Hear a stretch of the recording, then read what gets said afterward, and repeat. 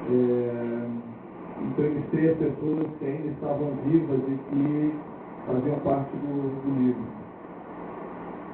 E tive com a família do Guevara,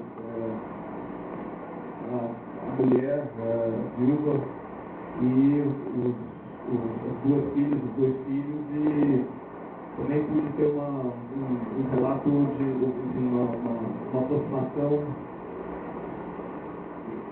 direta ao tema.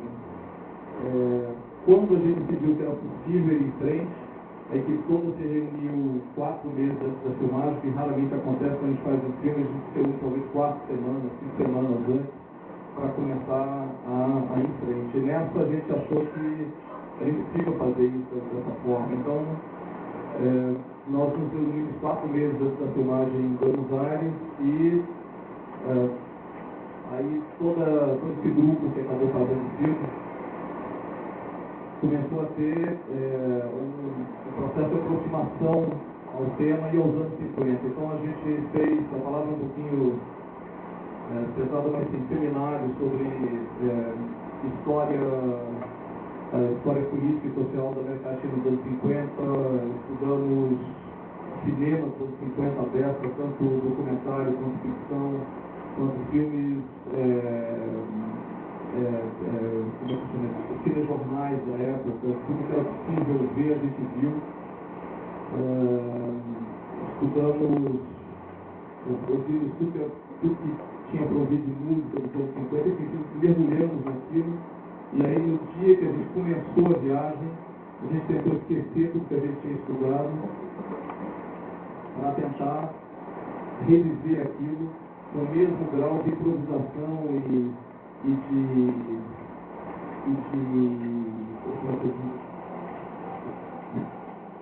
desejo de conhecimento, eu diria, que norteou a viagem inicial.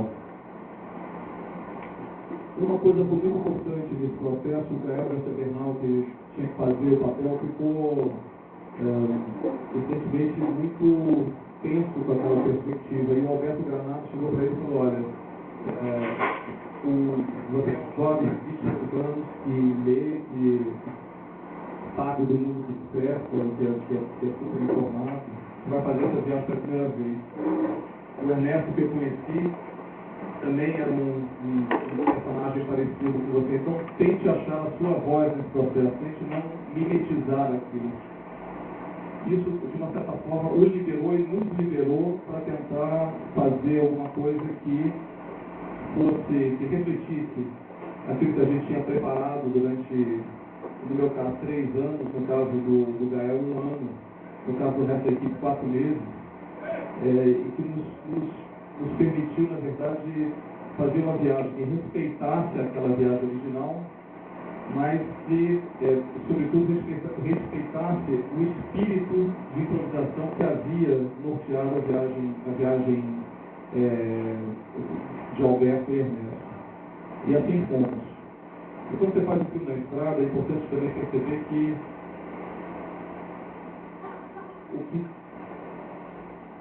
talvez de mais interessante saia não é exatamente o que está na estrada, mas assim a margem dela. Se você começa a incorporar os acidentes que vão acontecendo, o filme vai ganhando uma verticalidade que ele não teria no papel.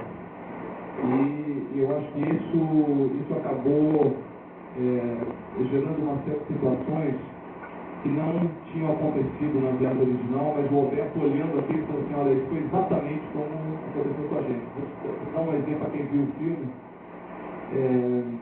Quando você chega em Cusco, no roteiro tinha talvez 3 linhas, dizendo: chegam em Cusco, vão para Machu Picchu e tal.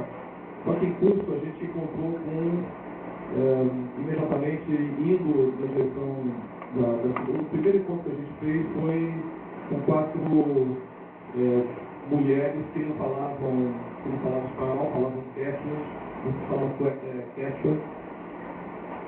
E formou-se uma relação de imediato que o Gael criou junto com o outro ator, o Rodrigo da Lanterna, que fazia o personagem do Alberto. eles começaram a conversar com aquelas mulheres que eles tinham realmente o interesse de saber o que estava acontecendo, e a gente pegou duas câmeras muito discretamente, aquilo foi filmando como se estivéssemos fazendo documentário naquele momento. Se a gente não tivesse preparado, do jeito que a gente se preparou para fazer aquilo, é muito provável que esse momento não tivesse no filme. Se a gente fosse seguir à risca, ou se tivéssemos sido completamente fiéis ao texto que estava ali, que vocês podem encontrar no Diário de uma Motocicleta, esse momento talvez seja mais fiel ao espírito da viagem original, provavelmente não estaria no filme. Nem aquele menino que chega e fala dos incas e dos incapazes, do pequeno guiazinho que aparece ali. Esse garoto também não estava no livro, mas ele é fiel ao espírito da jornada que alimentou o Ernesto e o Alberto. Então, voltando à frase do Fellini, é preciso às vezes bifurcar de um texto para melhor encontrá-lo. Se a gente for sair puramente do perfil e ver as adaptações literárias, às vezes as mais fiéis são aquelas que traem ou que bifurcam de forma mais radical do ponto de partida. Eu vou dar um exemplo. A adaptação do Apocalipse Final do Coppola, do texto do Conrad.